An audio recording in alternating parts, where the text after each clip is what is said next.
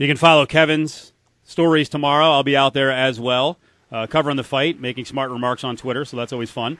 There is I don't know, is it a good fight? I don't know how it's going to turn out. I guess it has some significance. It's weird the way the Super 6, they tried. Showtime, made a really nice effort, but you can't control injuries, and now they've had to add multiple guys as late additions, and they've got Glenn Johnson and Alan Green fighting, which is not an awful fight, but the winner also is ensured a semifinal spot in what was supposed to be a tournament to decide who was the best 168 fighter in the world.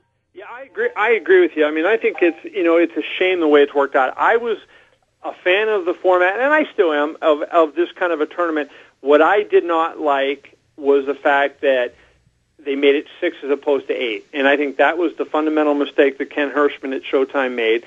Kind of curiously now, they had a press conference today at the MGM where they announced the signing of Lucien Boutet to a 3-fight contract. Well, had they signed Lucien Boutet a year ago or so, he would have been in the Super 6 field, and the tournament would have been that much stronger.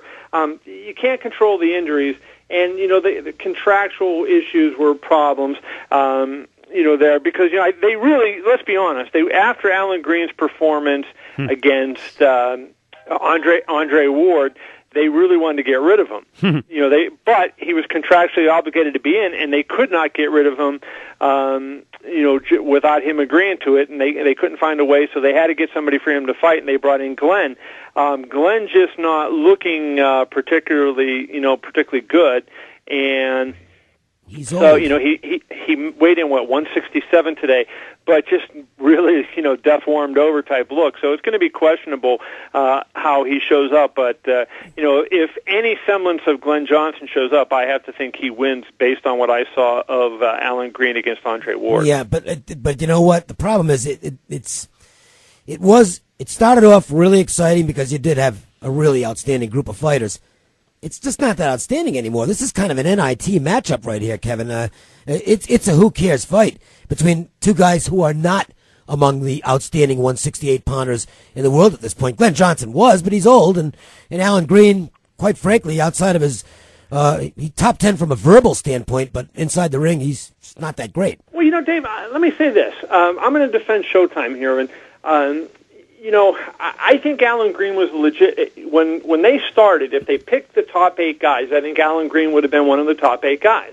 He really was horrendous. I was going to use a bad phrase, and thankfully I caught myself against Andre Ward. Yeah. I don't need the FCC calling me. Cofield's in enough trouble. I don't need to get more. Horse manure would be another way of saying that. Yeah, that's what I was going to say. Yeah, you're a piece of crap. But you were thinking along my lines.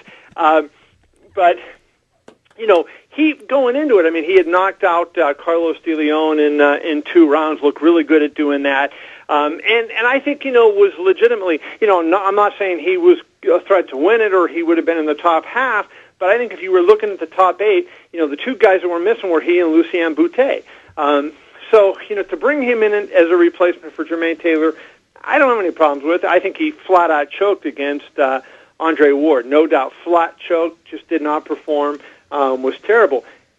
Showtime was in a real predicament, and you got to give them a break with the situation with all the injuries, and to get Glenn Johnson in, I think kind of salvaged it. The problem is Glenn comes to fight, and he's a guy that you got to love to see because of the way he comes to fight. The only issue, Dave, is like you alluded to. Does he have much left? And how will he do it? Weighing 167 after he hasn't been there for 10 years?